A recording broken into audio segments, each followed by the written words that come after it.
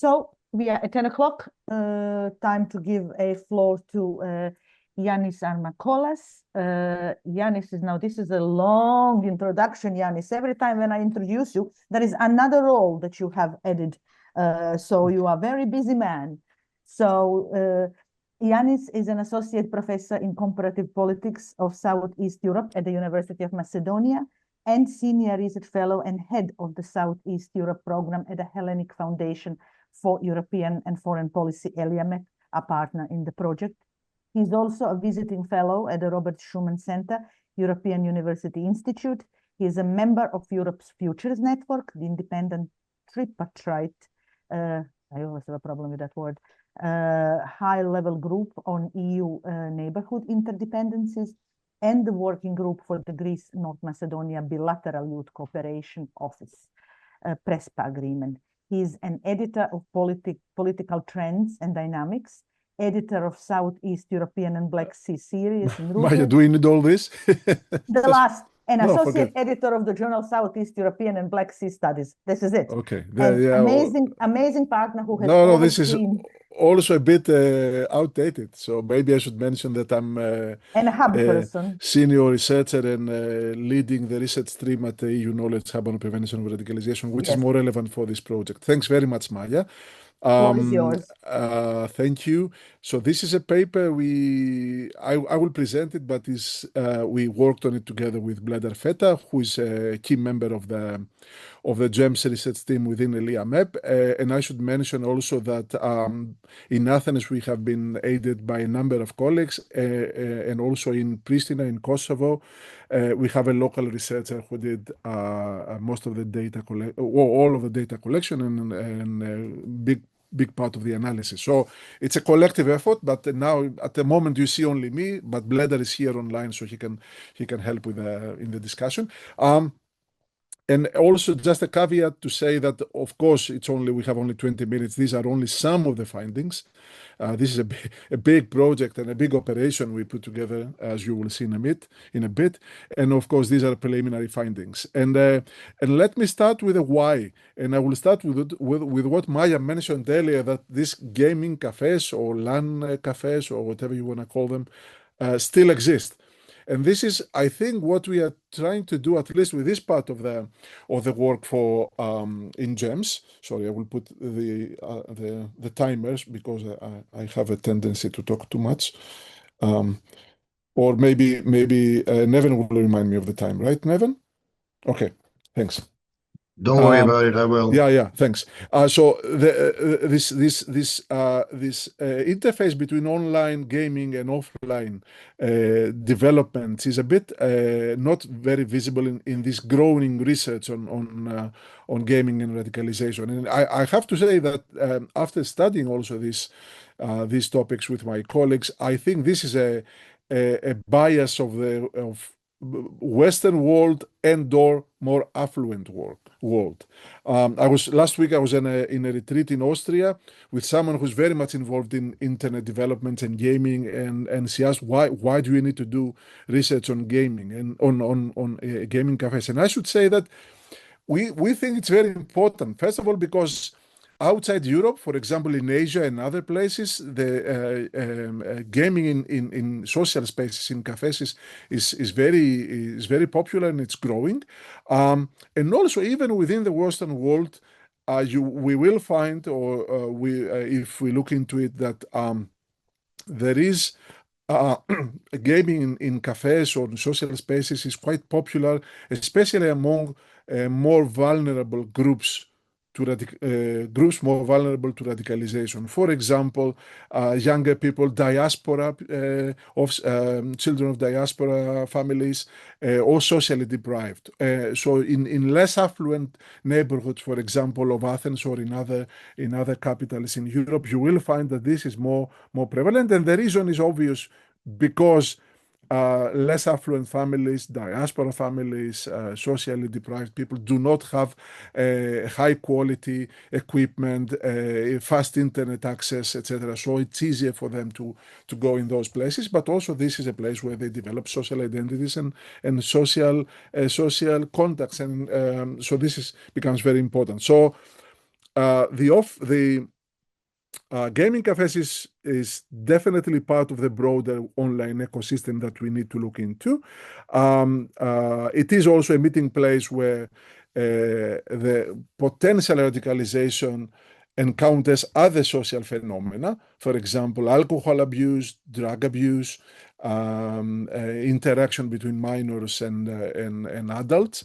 And also in gaming cafes, we will find a double bind that you potentially, not by default, not necessarily, but potentially, vulnerable groups can come in contact with extremists or extremist groups, both online and offline. So you can have both at the same time in the online gaming space, but also in the social space where people meet in an internet cafe. So all that to say that this is an important study, we think. It's not very much, it's under research. Now, the research questions that we try to look into is what are the social, cultural, and behavioral dynamics that feature in these gaming cafes? What vulnerabilities exist that could facilitate exploitation by extremist actors? And how do offline gaming spaces differ across socioeconomic or cultural contexts? And there is some framing questions that I think pretty much I mentioned in my initial introductory remarks.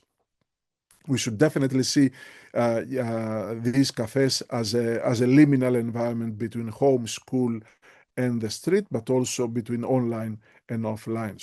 So it's really a hybrid space that needs more attention. Now, my next slide. Sorry, I cannot go to my next slide for some reason. Yeah, okay. As I mentioned earlier, we worked with case study research. We did 2 case studies, 2 countries. One is Greece and one is Kosovo. One is member state, one is EU accession country. We worked in the capitals, and we did field work inside gaming cafes in these 2 countries, altogether in 7 gaming cafes, 5 in Athens and 2 in Pristina. And we did both participant observation and semi-structured interviews. When it comes to participant observation, we were present, the team was present, not all of us. Some people were present for 49 days, a number of hours every day over a period of 7 or 5 days in every cafe, in every internet cafe or gaming cafe.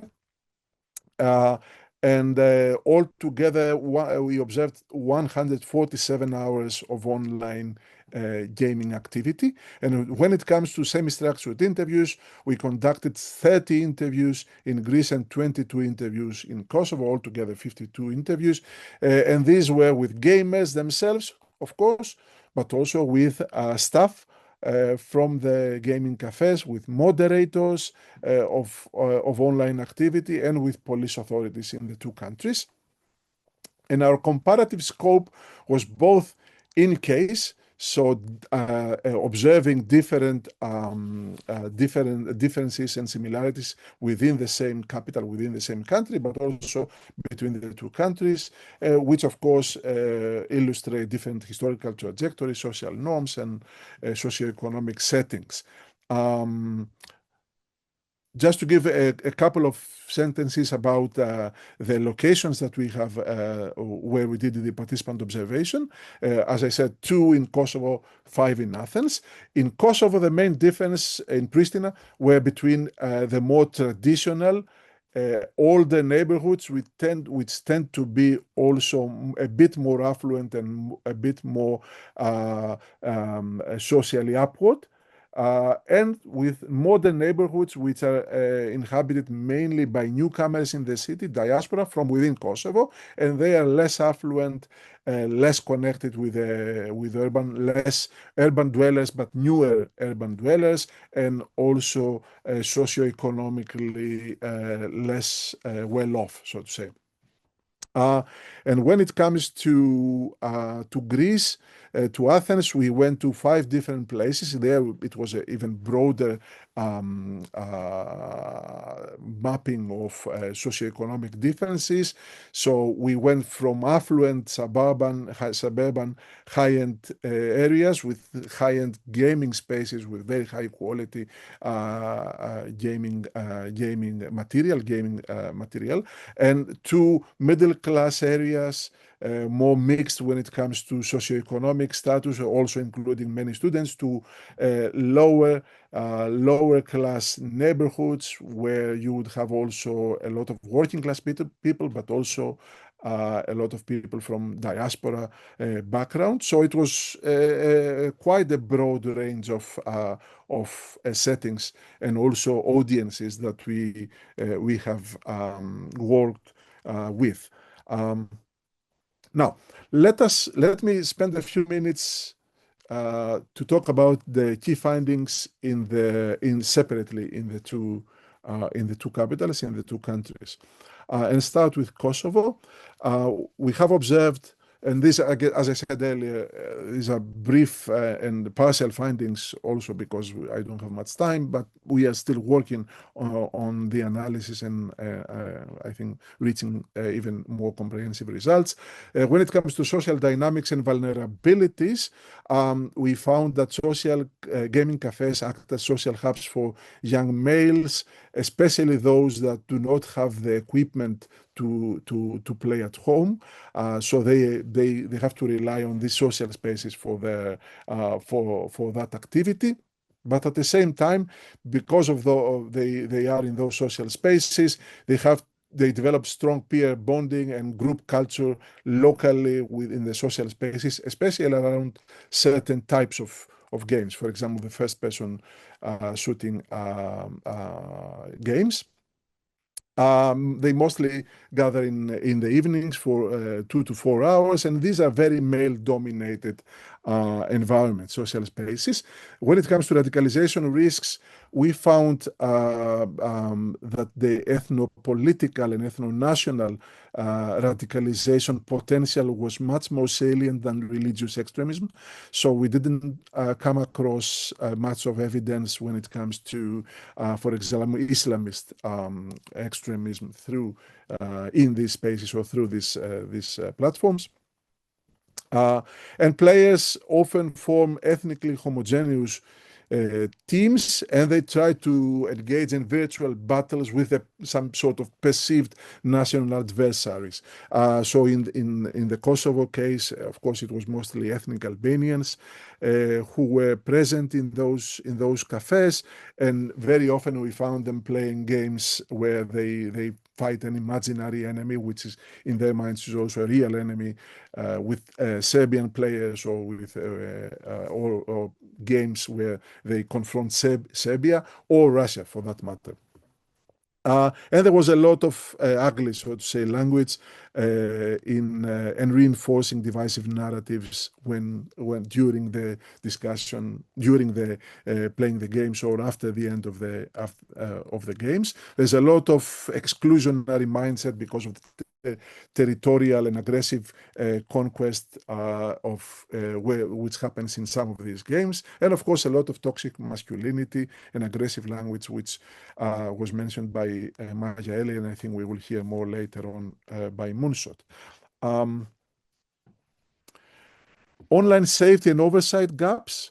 There's very low security awareness among owners of cafes. I think this is something that we found also in Athens, as you will see in a bit.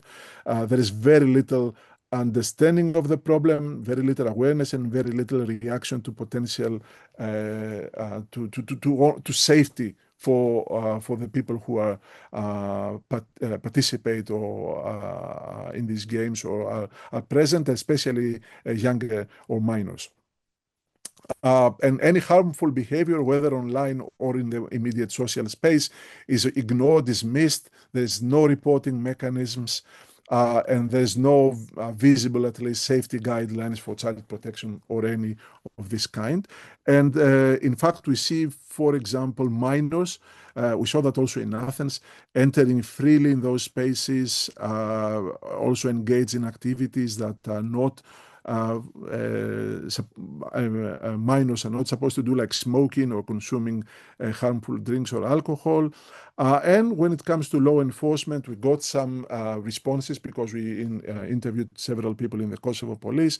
They think that there is use of online gaming platforms by religious extremist groups, even though we haven't found it ourselves during the participant observation. But this is happening mainly in encrypted platforms like Discord. I think it was mentioned by Maja also earlier.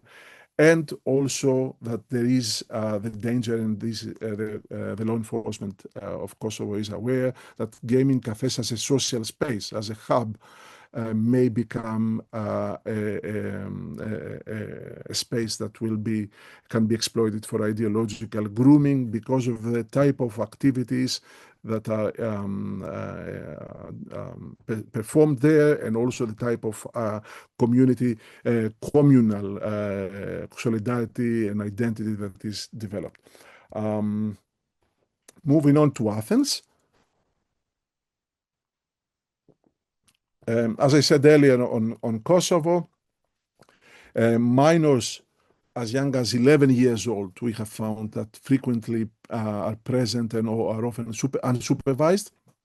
And sometimes we even found that they're brought in these cafes by parents. And because parents think that at least in those places they are safer, they're more supervised than actually being out in the street. This is interesting to take into account when it comes to the risks. And of course, these are reflected also in the risk guide that we have put together.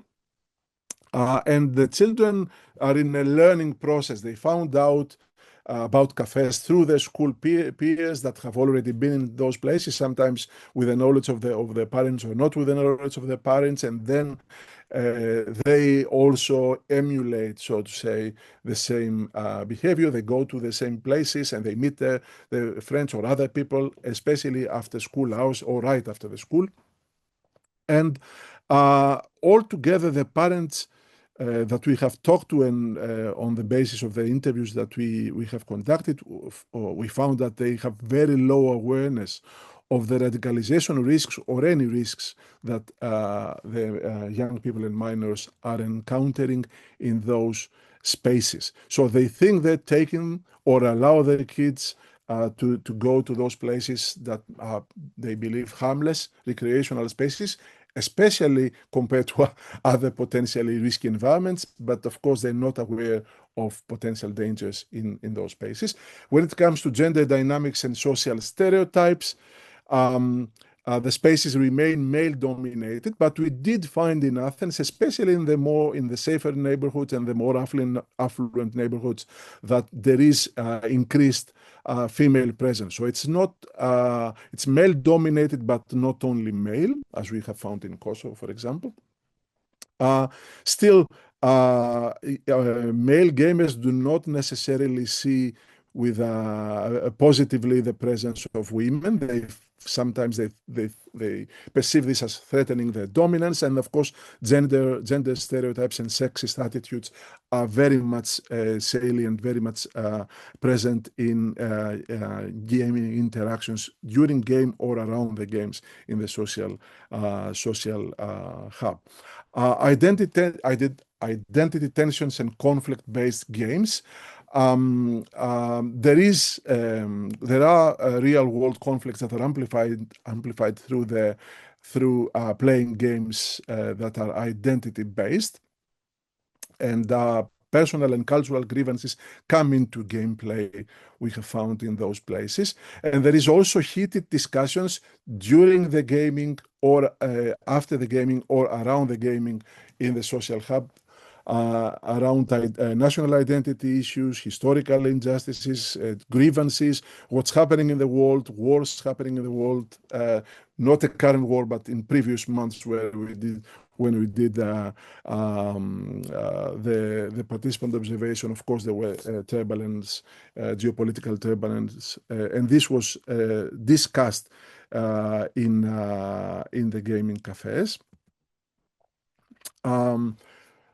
Gaming sessions are often, when it comes to digital ecosystem and exposure to unmoderated content, gaming sessions often are accompanied by parallel use of YouTube, Discord, and Telegram. So you do have this broader gaming ecosystem or online ecosystem present at the same time when